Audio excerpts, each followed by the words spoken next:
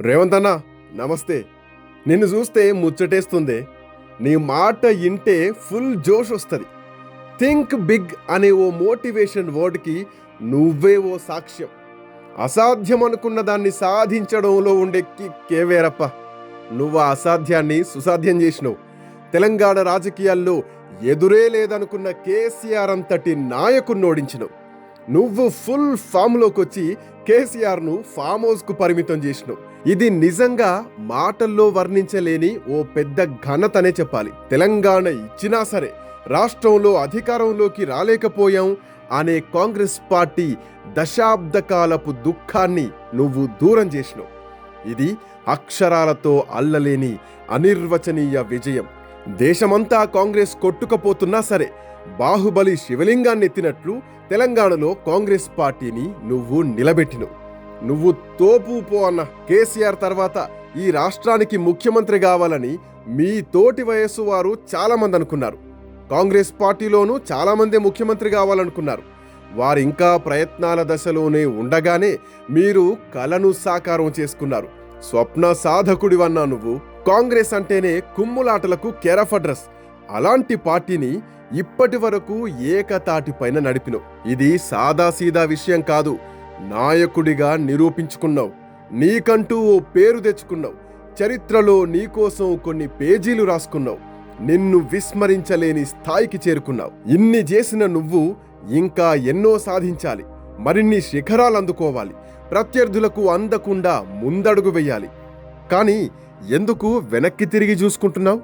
నీతో పోటీపడి వెనకబడిన వారి వంకనే చూస్తూ నువ్వు కూడా అక్కడే ఆగిపోతున్నావు. వారంతా నిన్ను అందుకోవాలని ఆపసోపాలు పడుతుంటే నువ్వు పరుగాపేసి వాళ్లకు దొరికిపోతున్నావు. ప్రత్యర్థుల పని సులువు చేస్తున్నావు. ఒక మాట చెప్పాలంటే 10వ తరగతి పాస్ అయినాక ఇంటర్ గురించి ఆలోచించాలి.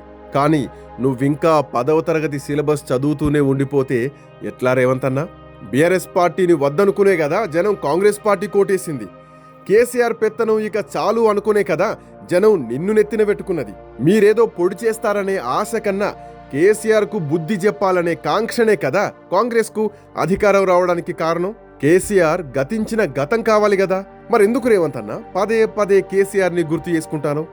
ఆయనతోనే పోల్చుకుంటున్నావు. కేసీఆర్ వెంటపడే పనే పెట్టుకున్నావు. తెలంగాణ రాష్ట్రాన్ని నువ్వు చూడాల్సిన తీరుగా చూస్తలేవు. తెలంగాణ ప్రజలను అర్థం చేసుకునే విధానంలో ఎక్కడో లోపం కనిపిస్తోంది. కేసీఆర్ ఆనవాళ్లు తుడిచేస్తా అన్నావు, కానీ తెలంగాణ ఆనవాళ్లు తుడిచే పని మొదలు పెట్టావు. కేసీఆర్ వేరు, తెలంగాణ వేరు రేవంత్ అన్నా. నువ్వు ఈ లాజిక్ మిస్ అవుతున్నావు. కేసీఆర్ పార్టీ పెట్టకముందే తెలంగాణ ఉద్యమం ఉన్నది. అమరవీరుల స్తూపానికి దండలు వేసే సాంప్రదాయం కేసీఆర్ మొదలుపెట్టింది కాదు రేవంత్ అన్నా. కేసీఆర్ ఆ సాంప్రదాయాన్ని పాటించారు అంతే. తెలంగాణ తల్లికి రూపం కల్పించింది కేసీఆర్ కాదు రేవంత్ అన్నా.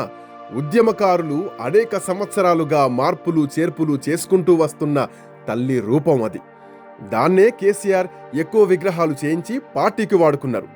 తెలంగాణ పాటలన్నీ కూడా కేసీఆర్ రాసినవి కాదు రేవంత్ అన్నా. గూడ అంజయ్య, గద్దర్ ఖాన్ నుంచి ఎంతో మంది రాసిన పాటలవి. జై తెలంగాణ నినాదం కూడా కేసీఆర్ మొదలుపెట్టింది కాదు. 1969లోనే జై తెలంగాణ ఉద్యమం ఉన్నది. ఆ మాటకొస్తే కాంగ్రెస్ నాయకులే మొదట జై తెలంగాణ ఉద్యమం ప్రారంభించారు. జై తెలంగాణ అంటే పాపం అన్నట్లు ఎందుకు వ్యవహరిస్తున్నారు రేవంత్ అన్న? మీ స్పీచ్ల్లో ఎక్కడా కూడా జై తెలంగాణ అంటలేరెందుకు? కాకతీయ కీర్తి తోరణంతో కూడిన తెలంగాణ రాజముద్ర కూడా ఉద్యమ సమయంలోనే వాడినం కదా రేవంత్ అన్న. జేఏసీ ఆధ్వర్యంలో ఉద్యమం నడిచినప్పుడు కూడా తెలంగాణ జెండా ఎత్తినం. అందులోనూ కాకతీయ తోరణం ఉంది కదా. అందులో నీకు రాజవంశాల ఆనవాళ్లు కనపడ్డాయి. కానీ తెలంగాణ ప్రజలకు తమ చరిత్ర కనిపిస్తున్నది. భారతదేశ రాజముద్రలో కనిపించే అశోక చక్రం, 4 సింహాలు కూడా రాజవంశాల ఆనవాళ్లే రేవంత్ అన్న. నెహ్రూ ప్రధానిగా ఉన్నప్పుడు ఆమోదించిన రాజముద్ర, భారతమాత, జాతీయ గీతం, జాతీయ జెండాలే ఇంకా కొనసాగుతున్నాయి. వాటిని వేరే పార్టీల వాళ్ళు వచ్చి తీసేయలేదు కదా రేవంత్ అన్న. భారతదేశ చిహ్నాలు స్వాతంత్రోద్యమంలో భాగంగా పుట్టినవే. నేడు తెలంగాణ రాజముద్రలైన ఉద్యమ సమయంలోనే రూపుదిద్దుకున్నవే. అవి కేసీఆర్ ఆనవాళ్లు కాదు రేవంత్ అన్న. తెలంగాణ ప్రజలకు వారసత్వంగా వచ్చిన చారిత్రక గుర్తులు. అనవసర విషయాలపై ఫోకస్ పెట్టి ఎందుకు రేవంతన్నా నీ టైం వేస్ట్ చేసుకుంటున్నావు? తెలంగాణ ఆత్మగౌరవాన్ని, ఉద్యమ స్ఫూర్తిని నిలబెట్టే పనులు కూడా నువ్వు చాలానే చేశావు. తెలంగాణ వచ్చిన తర్వాత కేసీఆర్ ఈ రాష్ట్రానికి ఓ అధికారిక గీతాన్ని అందించలేకపోయారు. జయ జయ హే తెలంగాణ పాటను రాష్ట్రానికి అధికార గీతంగా ప్రకటించి నువ్వు ఆ లోటును పూడ్చావు. తెలంగాణ కోసం కలమెత్తిన 9 మంది దిగ్గజాలను గుర్తించి గౌరవించినవు. ఇది జాతి మొత్తం మెచ్చుకునే ప్రయత్నం. ఇలాంటి పనులు చేయరేవంతన్నా. అంతే తప్ప కేసీఆర్ మీద కోపంతో తెలంగాణ అస్తిత్వాలను, తెలంగాణ చరిత్రను చెరిపేసే ప్రయత్నం చెయ్యకు. నువ్వున్నప్పుడు చేయాల్సిన పనులు చాలా ఉన్నాయి.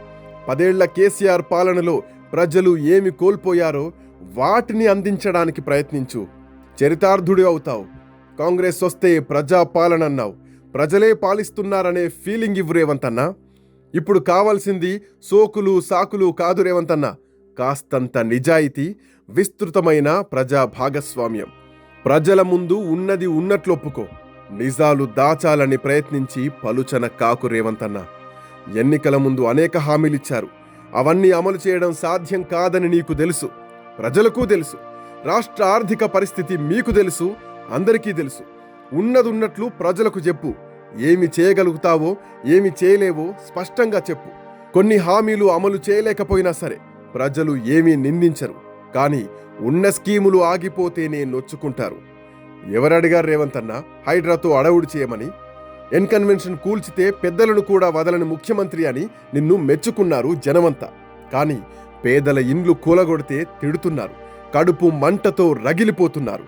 మూసీ సుందరీకరణ పేరుతో సామాన్యుల ఇండ్లు కూలగొడితే రాష్ట్రంలోని ప్రజలంతా నెగిటివ్గానే ఆలోచిస్తున్నారు. ఆశయం గొప్పదైతే సరిపోదు రేవంతన్నా, ఆచరణ కూడా అంతే గొప్పగా ఉండాలి. మనది నియంతల రాజ్యం కాదు రేవంతన్నా, ఇది ప్రజాస్వామ్య దేశం. చేసేది మంచి పనైనా సరే ప్రజలను ఒప్పించి వారి ప్రేమను పొంది వారి భాగస్వామ్యంతోనే ముందుకు పోవాలి. ఈ చిన్న లాజిక్ ఎందుకు మిస్ అవుతున్నావు రేవంతన్నా? మీరు మాట్లాడే భాష గురించి ఇప్పటికే మీ శ్రేయోభిలాషులు కూడా మిమ్మల్ని హెచ్చరించారు. అయినా సరే కేసీఆర్ బాటలోనే పోతా అంటున్నావు. కేసీఆర్ భాషను ఎవరూ మెచ్చుకోలేదు. ఆయన ఓటమిలో ఆ భాష, వ్యవహార శైలి కూడా భాగమే. అయినా మీరు అదే మార్గంలో పోతా అంటే ఎట్లా? ఒక చెంపపై కొడితే మరో చెంప చూపించే నాయకులు పెట్టిన పార్టీలో ఉన్నావు. అది మర్చిపోకు. నీపై ప్రజలకు ఇప్పటికీ నమ్మకం ఉంది. నీకు కూడా ఇంకా సమయం ఉంది. మొదటి అడుగులు తప్పటడుగులు అయినా సరే సరిదిద్దుకోవచ్చు. కానీ తప్పుడు అడుగులు పడకుండా చూసుకో రేవంతన్నా. All the best.